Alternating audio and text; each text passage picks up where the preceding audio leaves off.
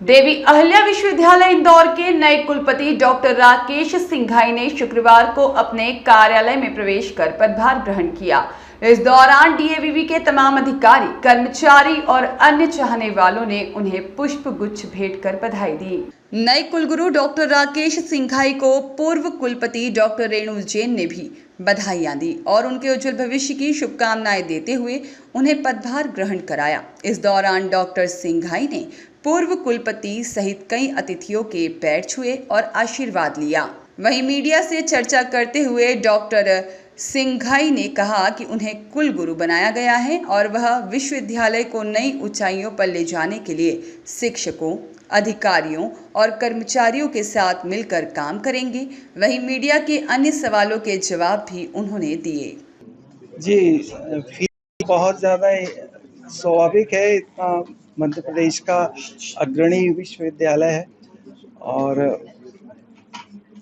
Madam Renu जी ने इसको बहुत अच्छे से संभाला हुआ है और एक देश की स्वच्छ नगरी, सबसे स्वच्छ नगरी में स्थापित इस विश्वविद्यालय के लिए मैं बहुत ज़्यादा भाग्यशाली हूँ कि मैं इधर आया हूँ और साथ में जो इसकी परंपरा है, जो इसका निर्वाह है, जो यहाँ पे कर्मचारी और अधिकारीगण जिस शिद्दत से काम कर रहे हैं, मेरा मुख्य उद्देश्य उनके उसी काम को और आगे बढ़ाना है और इस विश्वविद्यालय का नाम और अग्रणी करना है। सर, किस तरह की प्राथमिकताएं रहेगी, क्योंकि आप बेसिकली इंजीनियरिंग बैकग्राउंड से आके कहीं डेवलपमेंट कार्य भी हैं यहाँ पे? जी,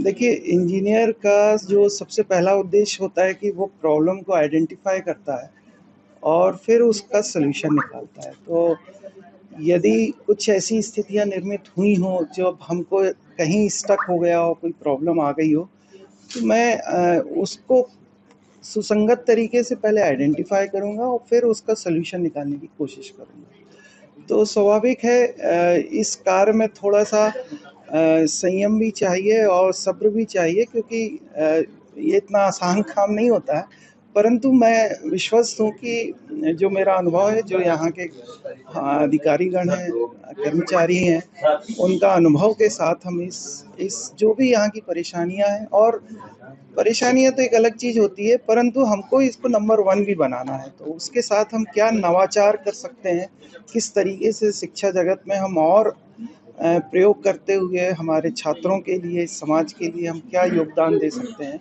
ये बहुत इम्पोर्टेंट है और उसी पे मेरा फोकस रहे। देखिए मैडम, नैक के कुछ पैरामीटर्स होते हैं और मुझे ज्ञात है कि इस विश्वविद्यालय के बहुत से शिक्षक नैक विजिट्स में भी गए हैं, मैं भी गया हूँ, एज ए चेयरमैन भी रहा हूँ और हमारी रेणु मैडम जी का भी हम लोगों को आशीर्वाद रहेगा, उनका गाइडेंस रहेगा। नैक की जो भी मूलभूत चीज़ें हैं उस पे हमको टारगेट करना है कि कहाँ कहाँ चीज़ों की कमी है। और हमने अभी जैसे आपको बताया कि सबसे पहले हमारा टास्क जो रहेगा वो नैक A++ और या जो आज की अभी परिस्थिति नैक में आ गई है, जो बदलती हुई परिस्थितियां हैं, तो उसमें जो सर्वश्रेष्ठ जो रैंकिंग होगी वो हमको प्राप्त करना है। और मुझे नहीं लगता कि कोई बहुत बड़ी समस्या है ये, क्योंकि ऑलरेडी एक स्थापित और एक डेवलप्ड पूरी तरह से विश्वविद्यालय है और वो अवश्य उच्चतम श्रेणी पाएगा।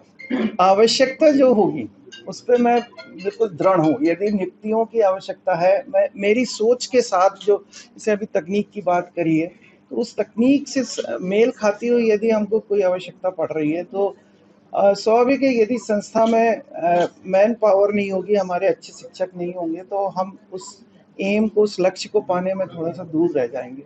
पर हम उस पे भी प्रयासरत हैं। जी हाँ, तकनीक तो स्वाभाविक है, मैं एक इंजीनियर हूँ and that too I am electronics and communication engineer. तो अगले 5 सालों 4 सालों में आप भरपूर तकनीक पाएंगे इस विश्वविद्यालय में। सर, क्या ऑनलाइन पूरा जो सिस्टम है उसको ऑनलाइन? जी, इसको हम, जो मेरी प्लानिंग है, अब आगे जाके देखते हैं क्या होता है, बट मेरी प्लानिंग इसमें जितना ज़्यादा ऑटोमेशन हो, जितना ज़्यादा ऑनलाइन, क्योंकि आज के ज़माने में छात्रों को 2-3 चीज़ों में इन्वॉल्व रहते हैं वो, तो उनका कितना समय हम उपयोग कर सकें सिर्फ पढ़ाई पे फोकस करते हुए, और बहुत ज़्यादा उनको वैसा भी ना हो, कोई तकलीफ ना हो, कोई बहुत आज की, क्योंकि एजुकेशन सिस्टम बहुत बदल चुका है, तो उससे मिलता जुलता जो हम इस परिवेश में हम कर सकते हैं वो उसका प्रयोग करेंगे। देखिए, एक शिक्षक तो हमेशा से उसको यह भावना होनी चाहिए कि जिन लोगों ने, जिन गुरुओं ने इस स्थल तक, इस स्थान तक इस संस्था को लेके आए हैं, तो उसका पूरा सम्मान है। और वो जो लेगेसी उन्होंने, जो परंपरा निभाई है, उस परंपरा को हमें आगे बढ़ाना है। तो हमारे लिए तो जितने भी अग्रज गुरु हैं वो सारे वंदनीय हैं और उनके हम चरण छूने में मुझे कोई संकोच नहीं है, ना गुरेज है। और वैसी ही परंपरा, वैसी ही निर्वाह मैं अपने जूनियर्स को भी देना चाहता हूँ। देखिए, मैं एक शिक्षक हूँ और शिक्षक का सबसे पहला उद्देश्य होता है कि उनके समक्ष जो छात्र हैं उसकी ज्ञान पिपासा को पूरी भरे हो। तो मेरा उद्देश्य सिर्फ यही है सभी शिक्षकों से, सभी कर्मचारियों से, कि हम इस समाज के जो छात्र हैं, जो समाज है, उसके लिए शिक्षा के उद्देश्य से आए हैं, तो उस कार्य में जुटे रहें और डटे रहें। बाकी पॉलिसी मेकिंग, उनके भविष्य की चिंता, उनके करियर की चिंता, वो उन्हें करने की आवश्यकता नहीं है, वो इस चेयर से जरूर हो। नए कुलगुरु के पदभार ग्रहण करने के दौरान पूर्व कुलपति डॉक्टर रेणु जैन ने भी मीडिया के सामने अपनी बात रखी और उनके कार्यकाल को लेकर भी अनुभव साझा किए। सर्वप्रथम तो मैं उनको बहुत बहुत बधाई देती हूँ कि हमारे देवी अहिल्या विश्वविद्यालय को एक नए कुलगुरु मिले हैं और वो एक आईआईटी के बैकग्राउंड के हैं, इलेक्ट्रॉनिक्स फील्ड के हैं।